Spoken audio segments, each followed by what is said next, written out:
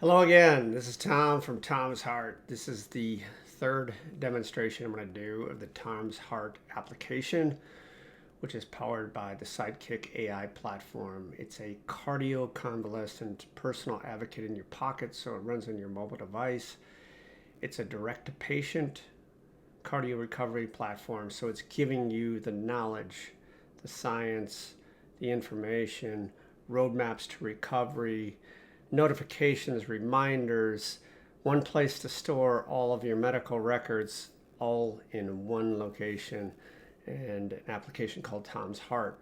I am working with the American Heart Association, and this demo is going to be using public information from the American Heart Association. Also have another version of the app that uses the private and public information available from the AHA. So in case you don't know who I am and haven't watched a video that I have out there already, I had a grave, massive LA day, which is a widowmaker heart attack about 4.5 years ago. I had a heart attack and then subsequent cardiac arrest. I had to be shocked 8 times in order to be resuscitated. Actually, during that occurrence, I had a phenomenon, post-temporal lobe phenomenon, maybe something that was a divine phenomenon. It was a vision of my mother drinking whiskey at a bar when I was out for about 8 to 10 minutes.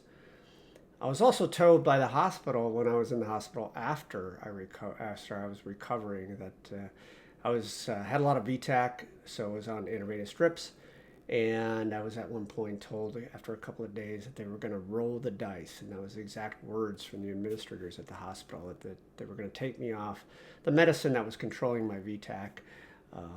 As you can imagine, I went into a period of depression and anxiety and didn't want that to happen. Fortunately, I was able to survive that.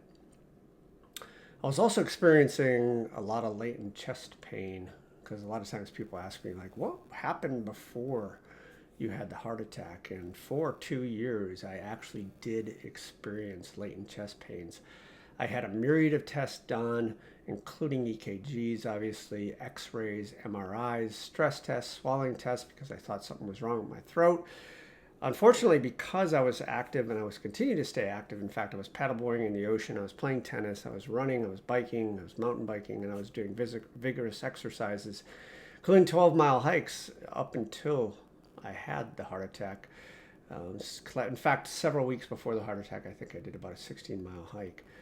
But I didn't feel good, I must say. I had like a low blood sugar type feeling.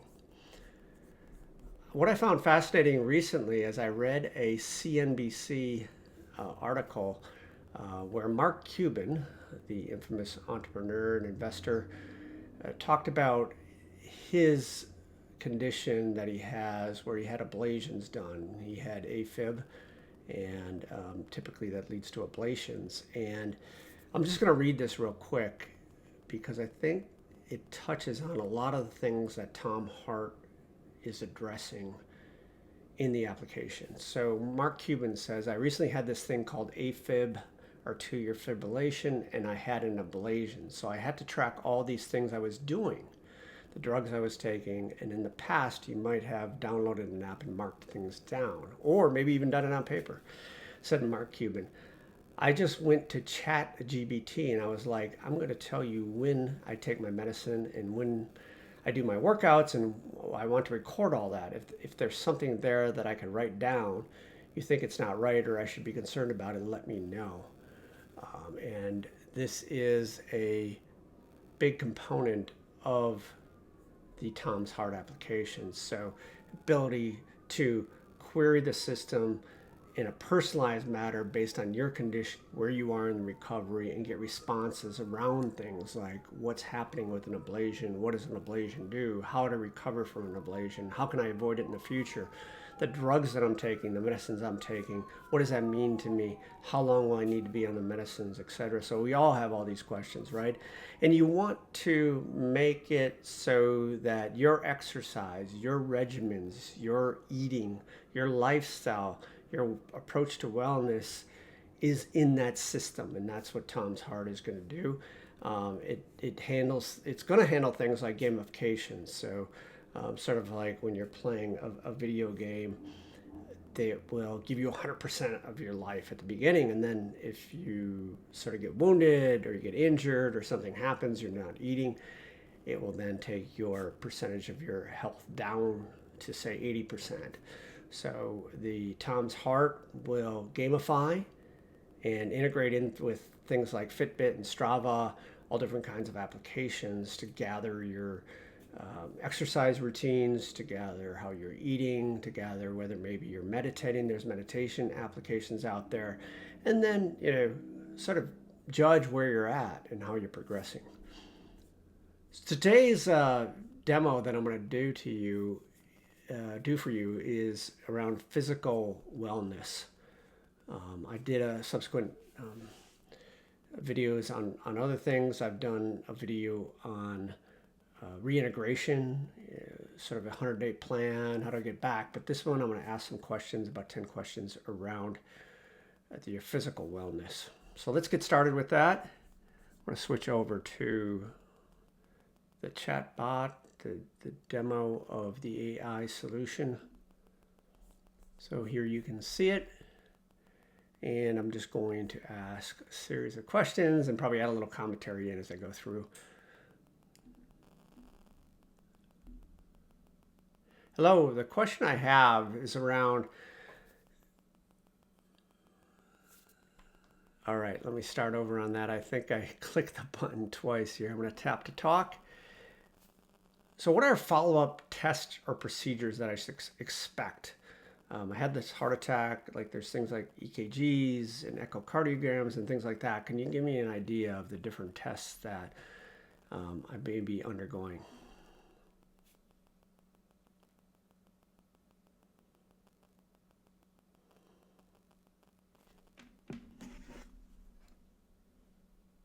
After a heart attack, several tests and procedures can help assess your heart health and recovery. Common ones include electrocardiogram, EKG, measures your heart's electrical activity to look for any irregularities. Echocardiogram, uses ultrasound to evaluate the heart structure and function. Cardiac MRI, provides detailed images of the heart's anatomy. Stress tests, evaluate how your heart performs under physical exertion. For more personalized guidance on these diagnostic procedures, consider exploring the AHA Heart Diagnostic and Procedures Content Library item with Edward, the expert sidekick. Would you like to proceed with that?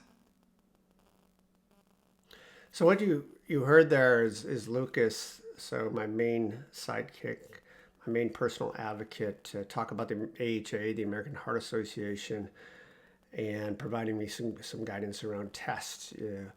So mentioned things like EKG and MRIs and echocardiograms. So Lucas, you mentioned an echocardiogram. I was curious, I've heard the term EF, ejection fraction. What is a healthy EF?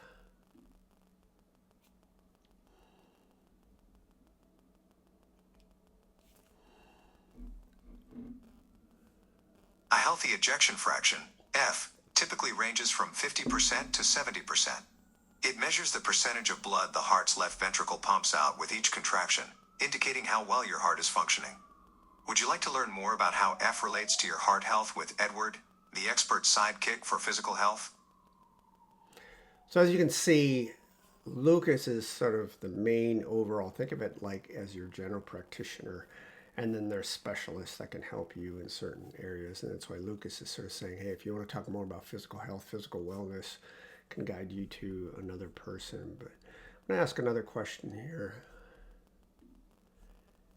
Lucas, how often should I take my blood pressure? I'm concerned about blood pressure because I've heard it's an indicator. I've heard it's something that you definitely want to be cognizant of after you've had a heart attack. How often should I be doing that, taking my blood pressure?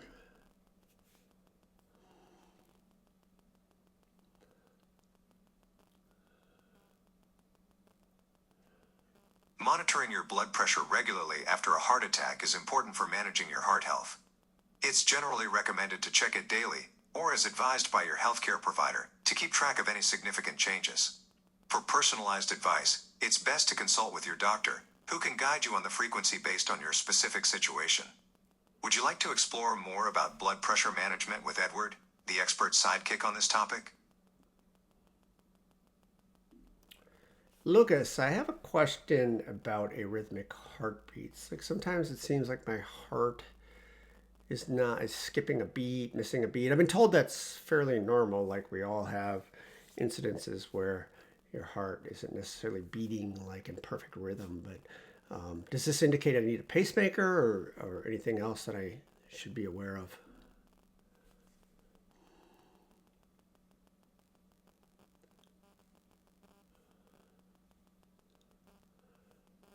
Experiencing occasional irregular heartbeats can be normal for many people. However, if you're frequently noticing skipped beats or experiencing symptoms like dizziness or shortness of breath, it's important to consult your healthcare provider. They can determine if further evaluation or interventions like a pacemaker are needed. Discussing your concerns with a medical professional is the best way to assess your individual situation. Would you like more information on heart conditions and arrhythmias with Edward, the expert sidekick on this topic? Lucas, I talked and you gave me some advice on EF and what is a healthy EF. Echocardiogram is obviously something that measures your ejection fraction. How often do I need an echocardiogram?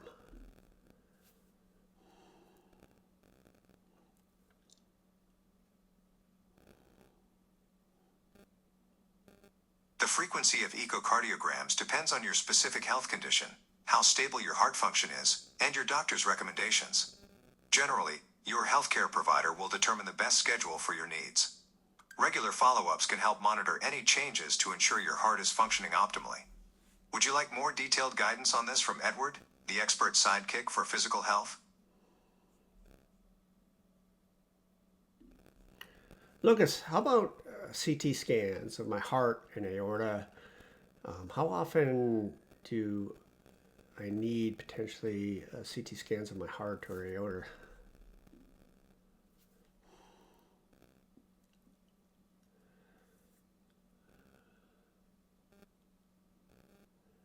The frequency of CT scans for your heart or aorta would depend on your specific health condition and your healthcare provider's recommendations. Typically, these scans are done when there's a need to assess any structural issues or to monitor any abnormalities. It's best to consult with your healthcare provider, who can offer personalized guidance based on your medical history and current health status.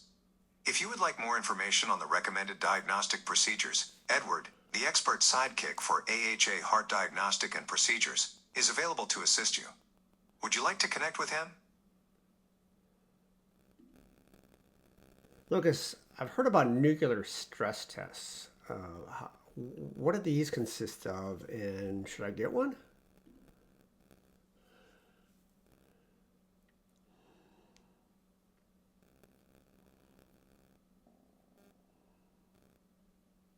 A nuclear stress test is a procedure that helps assess blood flow to the heart muscle at rest and during stress.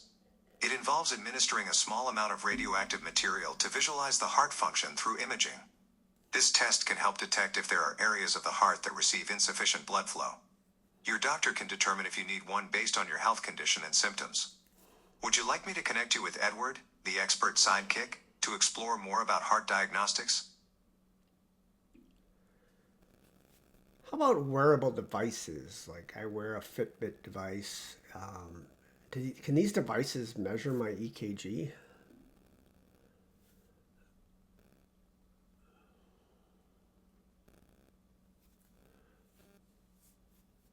Some wearable devices, including certain models of Fitbit, have the capability to measure an EKG. They can provide a snapshot of your heart rhythm and help detect irregularities.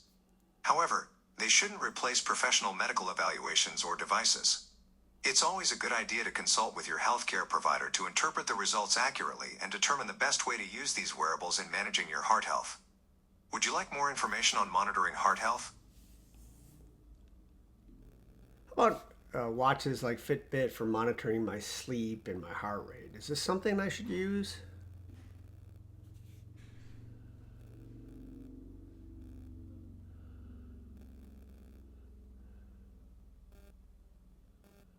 Wearable devices like Fitbit can be helpful in monitoring aspects of your health, such as sleep patterns and heart rate, providing you with insights into your daily activity and overall wellness. These devices can be a useful tool for understanding your habits and making informed decisions about your health. However, they should complement, not replace, professional medical advice and regular checkups with your healthcare provider. Is there something specific you would like to know or explore further regarding wearables and heart health? Lucas, I have one more question for you. How about my family members? So I have a couple of sons, Slade and Logan. They're in their mid-20s. Are they at a higher risk of heart disease because of my heart attack?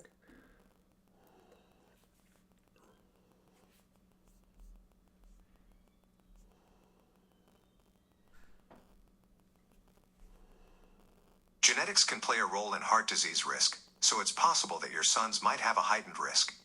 However, lifestyle factors such as diet, exercise, and tobacco use significantly influence heart health. Encourage them to engage in healthy habits and regular checkups with their healthcare provider. If you'd like, you can explore more about heart health strategies for families by connecting with an expert sidekick. Would you like to do that?